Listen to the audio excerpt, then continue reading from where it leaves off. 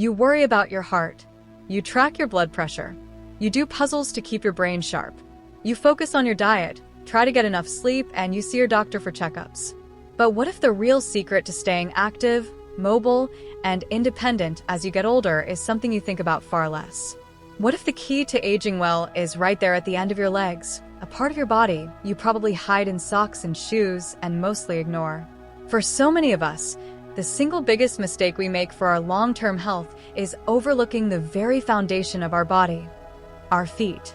And this isn't just about avoiding sore feet, although that's certainly a nice bonus. This is about preventing falls.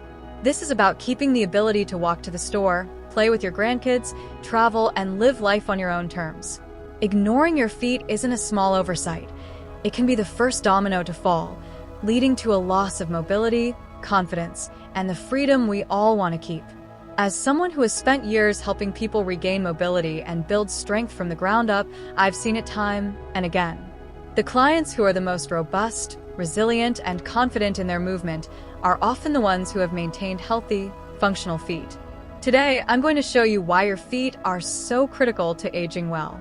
We'll look at how these incredible structures are supposed to work, why they start to fail, and what that means for the rest of your body.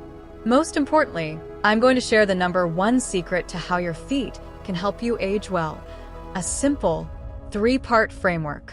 Then, I'll walk you through, step by step, a series of simple but powerful exercises you can start doing right now to rebuild your foundation, improve your balance, and feel more stable with every step you take. This isn't about adding another hour-long workout to your week. It's about small, consistent actions that deliver big results. So, if you're ready to unlock one of the most powerful secrets to a long, active life, you're in the right place. Let's get started. To really get the solution, we first need to understand the problem. And the problem starts with a simple truth. Our feet are out of sight, and so they're out of mind. They spend most of their lives locked up in shoes, hidden by socks, and tucked away under a desk. We just don't see them the way we see wrinkles forming or gray hairs popping up. We don't feel them the way we feel an aching back or a stiff neck. This distance makes it incredibly easy to take them for granted, until they start screaming for our attention with sharp, undeniable pain. But here's the critical part. Foot problems rarely begin with a scream. They begin with a whisper. It's a slow, silent decline that happens over decades. It's the gradual stiffening of the 33 joints in each of your feet. It's the subtle weakening of the more than 100 muscles, tendons, and ligaments that are meant to be a dynamic support system. It's the slow fading of the rich sensory information your feet are supposed to be sending your brain with every single step. You don't just wake up one day with bad feet. It's a process of slow-motion neglect, and unfortunately, it's a process sped up by our modern lifestyle. Think about it. From a young age, we cram our feet into rigid, constricting shoes that prevent the muscles from doing their job. We walk almost exclusively on flat, hard, predictable surfaces, pavement, hardwood floors, tile. Imagine putting your hand in a cast and only ever touching a flat board. The muscles would waste away. The joints would get stiff. The nerves would forget how to feel different textures. This is exactly what happens to our feet. They become weak, stiff, and dumb, losing their ability to adapt and react to the world. Now, you might be thinking, okay, so my feet get a bit weak. How does that turn into bigger problems? This is where we need to talk about the kinetic chain. It's a simple but profound concept. Your body is a connected system, and your feet are the first link in that chain. They are the foundation upon which your entire body is built. Here's an analogy I often use with my clients. Think of your body as a house. Your feet are the foundation. What happens if the foundation of a house develops a crack or starts to tilt, even just a little? You don't just get a problem in the basement. The issue travels upwards. You see cracks in the walls on the first floor. Doors don't close right. Windows get crooked. Eventually, you might even have problems with the roof. Your body works the exact same way. When your feet, your foundation, are weak and unstable, the forces from walking and even just standing aren't absorbed correctly. That stress has to go somewhere. It travels up the kinetic chain. Your ankle and knee have to work harder. Your hip has to shift its alignment to keep you balanced. Your lower back muscles tense up to deal with the instability coming from below. This is why that nagging knee pain you've had for years might actually be a foot problem in disguise. It's why your chronic hip tightness could be coming from a collapsed arch. It's why your lower back always aches after a long walk. Your body is making constant adjustments further up the chain to solve a problem at the foundation. Over time, these compensations lead to wear and tear, inflammation, and chronic pain. This creates a serious ripple effect that goes far beyond aches and pains. It starts with a change in your gait, your natural walking pattern. Maybe you start to shuffle more. Maybe you don't pick your feet up as high. This happens subconsciously because your brain no longer trusts the information coming from your feet and is trying to keep you safe. This altered gait, combined with weakness and instability, dramatically increases your risk of falling. And a fall is not a minor event for an older adult.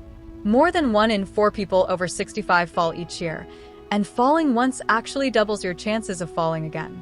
A study in the journal Gerontology found that foot pain in older adults is associated with a 62% increased risk of recurrent falls.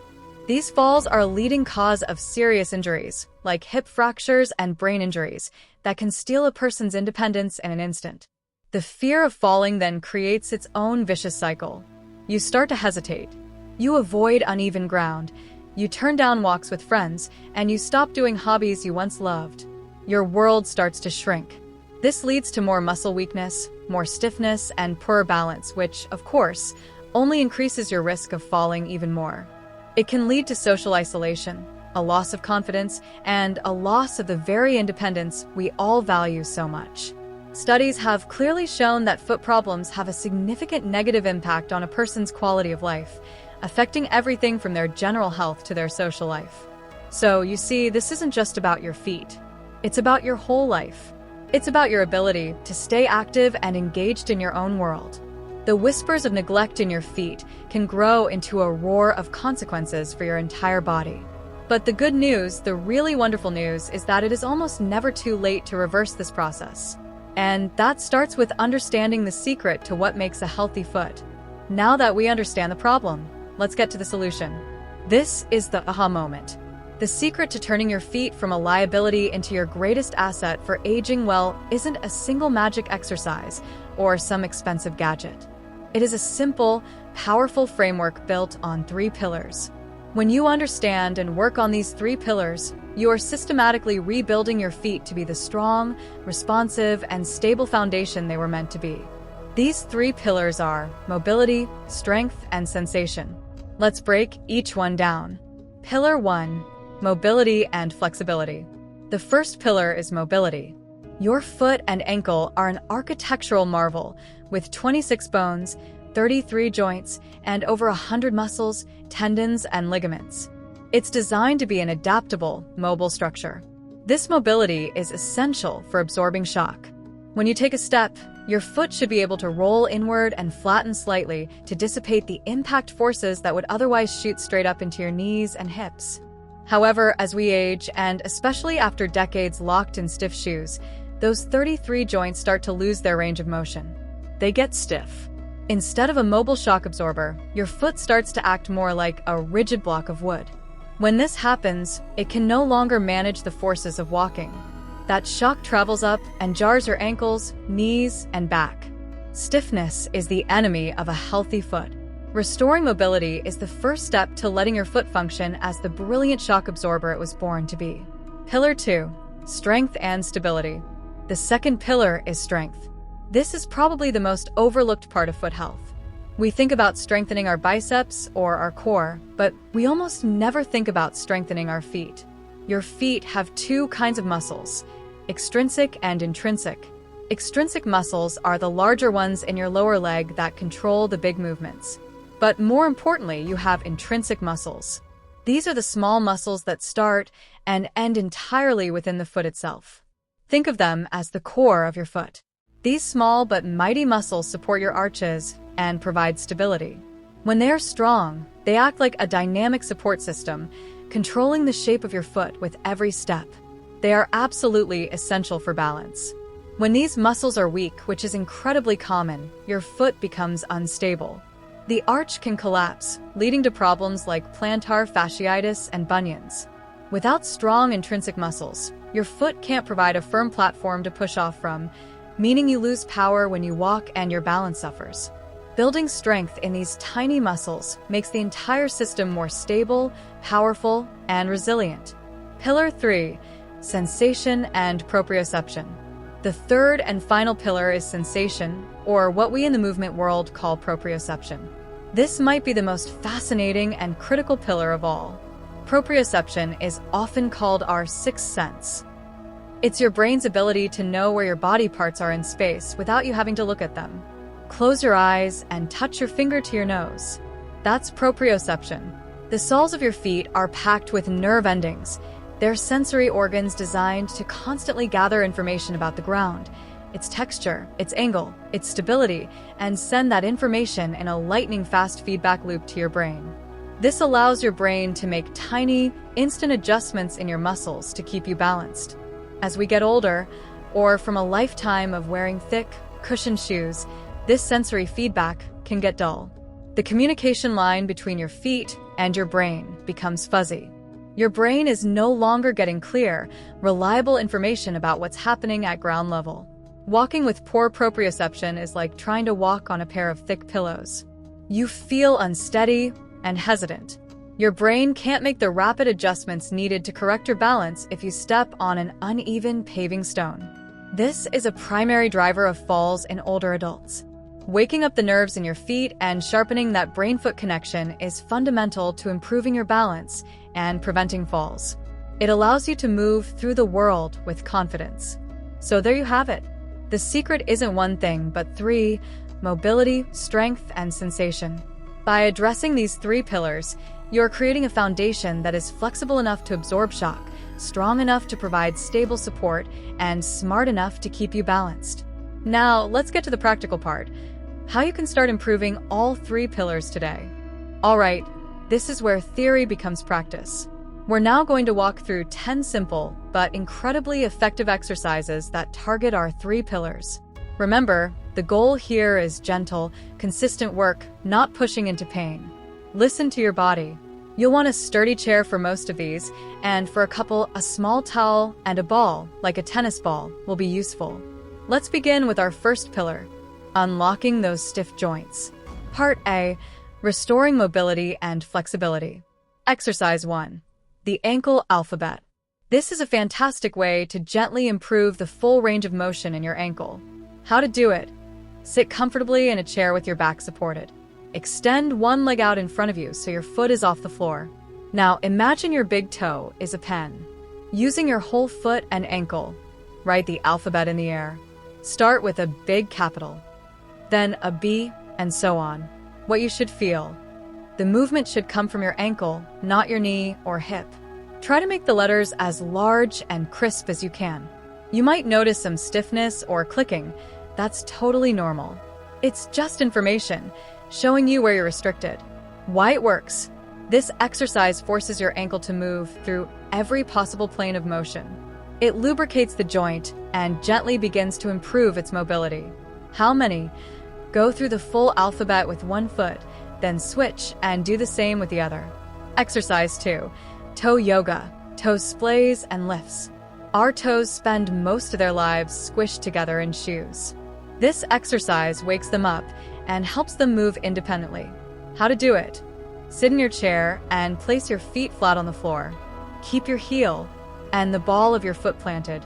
Part 1. The splay. First, try to spread your toes as wide apart as you can. Imagine making space between each toe. Hold for 5 seconds, then relax. Part 2. The big toe lift. Now for the tricky part. Keeping your 4 smaller toes on the floor, try to lift only your big toe. It can be surprisingly hard. Don't worry if it doesn't move much at first. Just trying sends the right signals from your brain. Hold for 5 seconds, then lower it. Part 3. The little toes lift. Now reverse it. Keep your big toe pressed down and try to lift your other 4 toes. Again, this takes concentration. Hold them up for 5 seconds, then lower them. Why it works: this sharpens the connection between your brain and the tiny muscles in your feet, which is vital for balance. How many? Repeat this sequence. Splay, big toe lift, little toes lift about 5 to 10 times on each foot. Exercise 3. The towel scrunch. Now we'll use a simple prop to work the muscles on the bottom of your foot. How to do it? While sitting, place a small towel on the floor. Put your foot on it, keeping your heel down. Now, using only your toes, start to scrunch the towel and pull it toward you. Once you've bunched it all up, use your toes to push it back out flat. What you should feel the muscles in your arch and under the ball of your foot working. It's like doing bicep curls for your foot. Why it works? This is a classic strengthening exercise for the intrinsic muscles that support and create a stable arch. How many? Pull the entire towel in and push it back out. Do this 3 to 5 times with each foot. Tight calf muscles are a major cause of foot problems, especially heel pain. They pull on the heel bone and create tension. We need to stretch them in 2 different ways. How to do it? Stand facing a wall, about arm's length away, with your hands on the wall for support. Part 1, straight knee stretch. Step 1 foot back, keeping that leg straight and your heel firmly on the floor. Your front knee should be bent. Gently lean in until you feel a stretch in the upper part of your calf. Hold for 30 seconds. Don't bounce. Part 2, bent knee stretch. From that same position, slightly bend the knee of your back leg, still keeping your heel on the floor. You should now feel the stretch lower down in your calf. This targets a different muscle. Hold for 30 seconds. Why it works? Your calf is made of 2 main muscles. One is stretched with a straight leg, the other with a bent knee. Stretching both is crucial for ankle flexibility and reducing strain on your foot. How many? Do both stretches for 30 seconds each. Repeat twice on each leg. Part B, building strength and stability.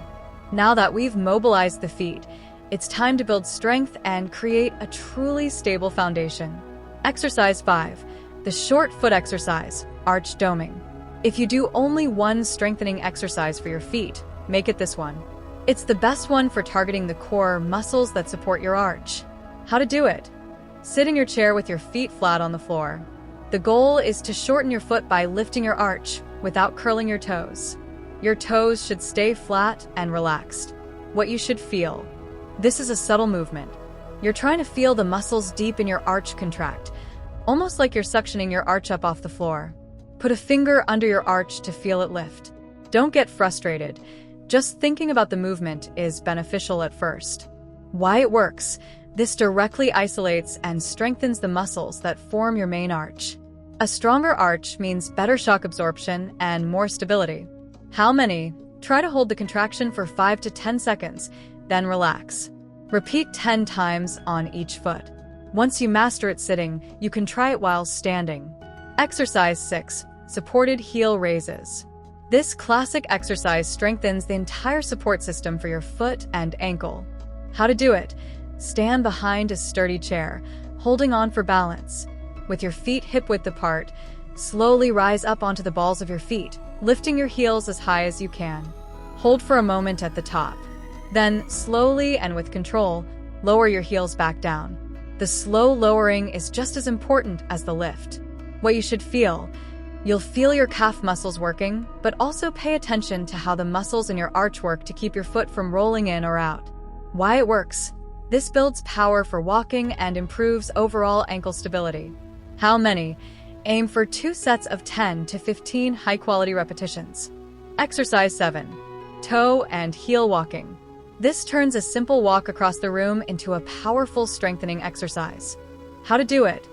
Find a clear space, like a hallway. Use a wall for light support if you feel unsteady. Part 1, toe walking. Rise up onto the balls of your feet. Holding that position, take 10 to 15 small, controlled steps forward. Part 2, heel walking. Now do the opposite. Lift the front of your feet so you're only on your heels. This is trickier, so definitely hold on for support.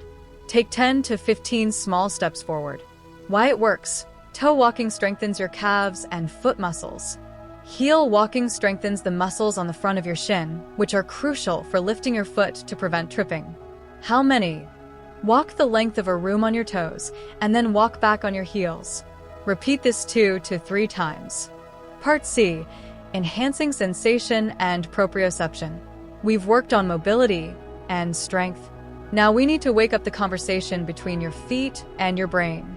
Exercise 8. The single leg stance.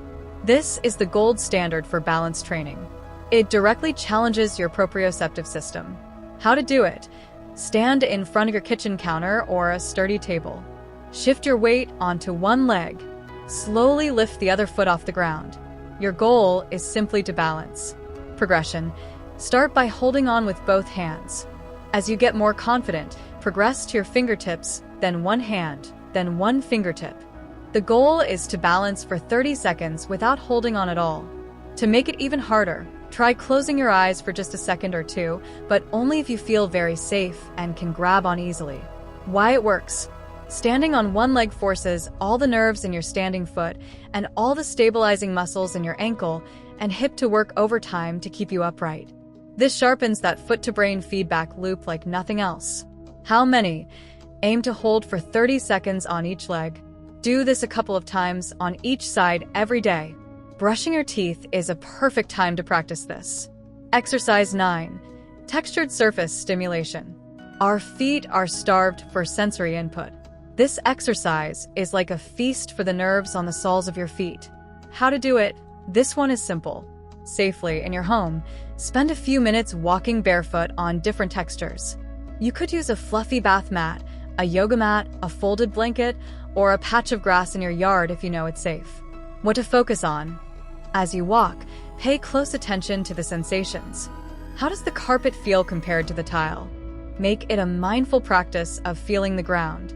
Why it works. Different textures provide new information that wakes up the thousands of nerve endings in your feet. This increases their sensitivity and provides your brain with richer, more detailed information, which improves your ability to adapt to uneven surfaces. How many? Just 2 to 5 minutes of this a day can make a big difference. Exercise 10. The ball roll. Finally, let's combine a massage with sensory stimulation using a simple ball. How to do it? Sit in a chair and place a tennis ball on the floor under one foot. Gently begin to roll the ball under your entire foot. What to do? Roll it from your heel to your toes, along the inner arch and the outer edge. If you find a tender spot, pause there, take a deep breath, and apply gentle, firm pressure. Don't push into sharp pain. Why it works. The rolling helps release tension in the muscles and fascia on the bottom of your foot, improving mobility.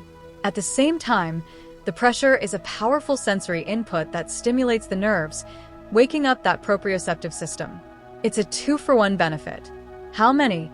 Spend 1 to 2 minutes rolling the ball under each foot. This feels wonderful at the end of the day. There you go. 10 exercises covering our 3 pillars. Remember, consistency is far more important than intensity. Doing just 5 or 10 minutes of these exercises every day will have a much bigger impact than doing an hour once a week. Integrate them into your life. Do ankle alphabets while watching the news. Do the single leg stance while brushing your teeth. Keep a tennis ball under your desk. Make it easy and make it a habit. Doing these exercises is a huge step in the right direction. But to really protect your foundation for the long haul, we need to think about what your feet are doing the rest of the day. The critical importance of proper footwear. Let's start with the environment your feet live in the most, your shoes. Be honest, your shoes can either be a helpful tool or a major part of the problem. Here's what to look for. A wide toe box. This is crucial.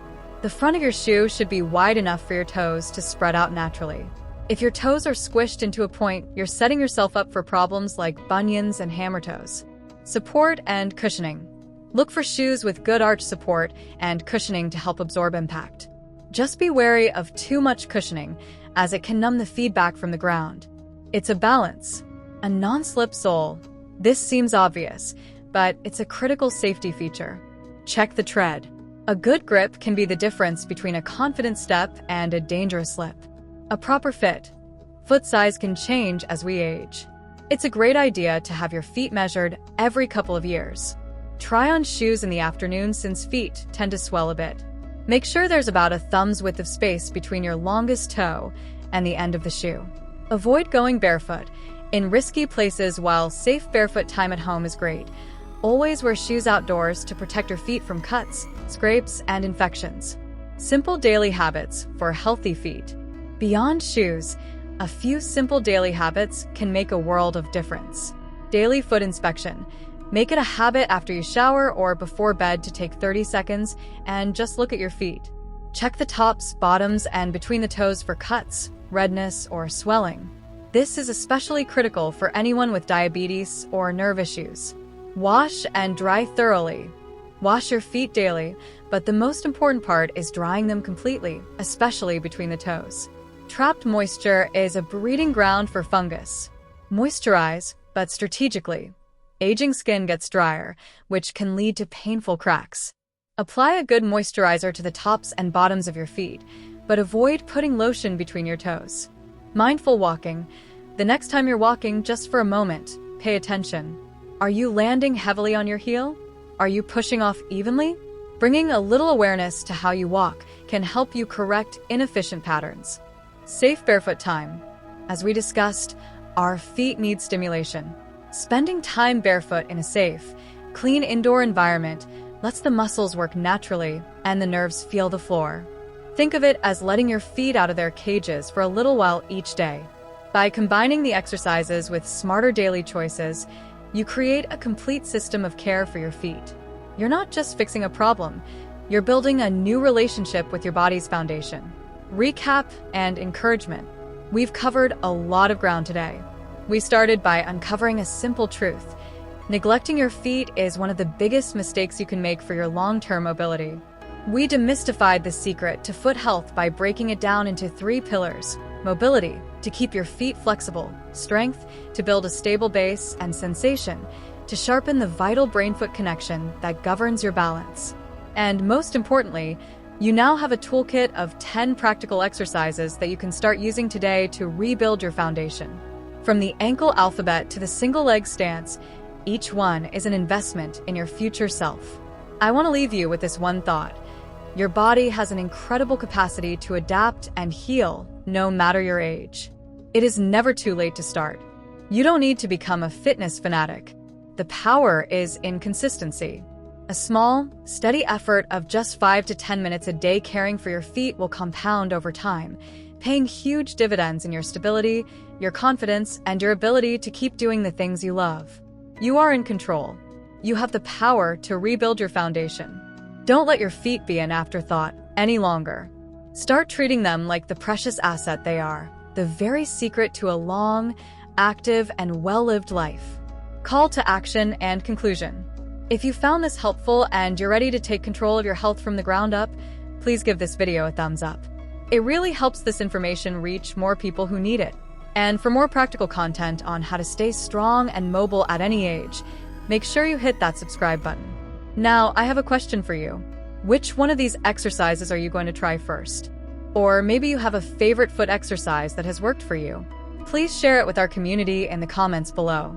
I love reading your comments, and your story could inspire someone else to take that first important step. Thank you for investing this time in yourself today. Here's to your health from the ground up.